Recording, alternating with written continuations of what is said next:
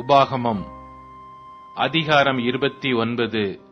ஒரேபிலே இஸ்ரவேல் புத்திரரோடு பண்ணிக்கொண்ட உடன்படிக்கை அல்லாமல் மோவாபின் தேசத்திலே அவர்களோடு உடன்படிக்கை பண்ணி கர்த்தர் மோசேக்கு கட்டளையிட்ட வார்த்தைகள் இவைகளே.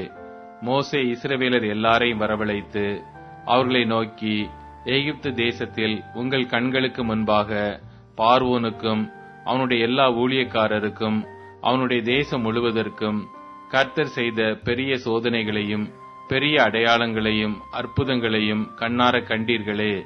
ஆகிலும் கர்த்தர் உங்களுக்கு உணரத்தக்க இருதயத்தையும் காணத்தக்க கண்களையும் கேட்கத்தக்க காதுகளையும் இந்நாள் வரைக்கும் கொடுக்கவில்லை. கர்த்தராகிய நான் உங்கள் தேவன் என்று நீங்கள் அறிந்து கொள்ளும்படிக்கு நான் 40 வருஷம் உங்களை வனாந்தரத்தில் நடத்தினேன். உங்கள் மேல் இருந்த வஸ்திரம் பழையதாய் போகவும் இல்லை, உங்கள் காலில் இருந்த பாதரட்சைகள் பழையதாய் போகவும் இல்லை. நீங்கள் அப்பம் சாப்பிடவும் இல்லை, திராட்சரசமும் மதுவும் குடிக்கவும் இல்லை என்றார். நீங்கள் இவ்விடத்துக்கு வந்தபோது எஸ்போனின் ராஜாவாகிய சீகோனும் பாசானின் ராஜாவாகிய ஓகும் நம்மோட யுத்தம் செய்ய புறப்பட்டார்கள். நாம் அவர்களை முறிய அடித்து அவர்களுடைய தேசத்தை பிடித்து அதை ரூபீனியருக்கும் காத்தியருக்கும் மனாசையின் பாதி கோத்திரத்தாருக்கும் சுதந்திரமாக கொடுத்தோம். இப்பொழுதும் நீங்கள் செய்வதெல்லாம் உங்களுக்கு வாய்க்கும்படிக்கு இந்த உடன்படிக்கையின் வார்த்தைகளை கைக்கொண்டு அவைகளின்படி செய்வீர்களாக. உன் தேவனாகிய கர்த்தர் உனக்கு சொன்னபடியேயும் உன் பிதாக்களாகிய ஆபிரகாமுக்கும் ஈசாக்குக்கும் யாக்கோபுக்கும் ஆணையிட்டு கொடுத்தபடியேயும் இன்று உன்னை தமக்கு ஜனமாக ஏற்படுத்திக் கொள்ளவும் தாம் உனக்கு தேவனாயிருக்கவும் நீ உன் தேவனாகிய கர்த்தருடைய உடன்படிக்கைக்கும் இன்று அவர் உன்னோடே பண்ணுகிற அவருடைய ஆணை இறுதிக்கும் உட்படும்படிக்கு உங்கள் கோத்திரங்களின் தலைவரும் உங்கள் மூப்பரும் உங்கள் அதிபதிகளும் இஸ்ரவேலின் சகல புருஷரும் உங்கள் பிள்ளைகளும் உங்கள் மனைவிகளும் உங்கள் பாளையத்துக்குள்ளிருக்கிற உங்கள் விறகுக்காரனும் உங்கள் தண்ணீர் காரணமான அந்நியர் எல்லாரும் இன்று உங்கள் தேவனாகிய கர்த்தருடைய சமூகத்தில் நிற்கிறீர்களே. நான் உங்களோட மாத்திரம் இந்த உடன்படிக்கையையும் இந்த ஆணையையும் உறுதியையும் பண்ணாமல் இன்று இங்கே நம்மோட கூட நம்முடைய தேவனாகிய கர்த்தருடைய சமூகத்தில் நிற்கிறவர்களோடையும் இன்று இங்கே நம்மோட இராதவர்களோடையும் கூட அதை பண்ணுகிறேன்.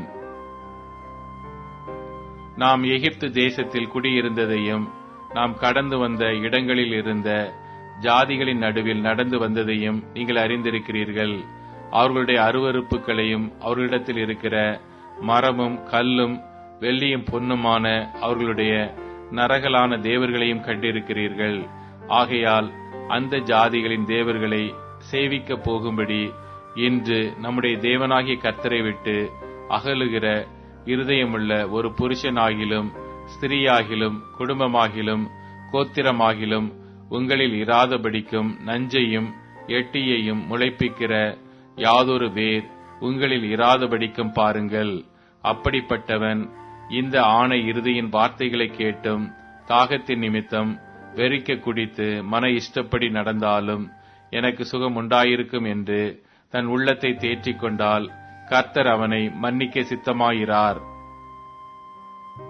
அப்பொழுது கர்த்தரின் கோபமும் எரிச்சலும் அந்த மனிதன் மேல் புகையும். இந்த புஸ்தகத்தில் எழுதியிருக்கிற சாபங்கள் எல்லாம் அவன் மேல் தங்கும். கர்த்தர் அவன் பேரை வானத்தின் கீழ் இராதபடிக்கு குலைத்து போடுவார். இந்த நியாயப்பிரமாண புஸ்தகத்தில் எழுதியிருக்கிற உடன்படிக்கையினுடைய சகல சாபங்களின்படியும் அவனுக்கு தீங்காக கர்த்தர் இஸ்ரவேல் கோத்திரங்கள் எல்லாவற்றிற்கும் அவனை புறம்பாக்கி போடுவார்.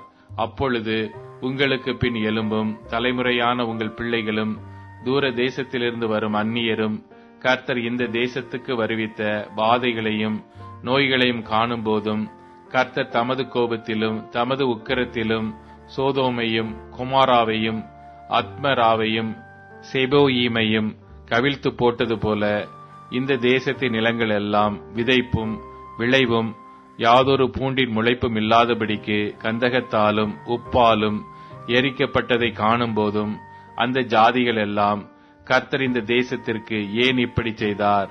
இந்த மகா கோபம் பற்றி எரிந்ததற்கு காரணம் என்ன என்று சொல்லுவார்கள்.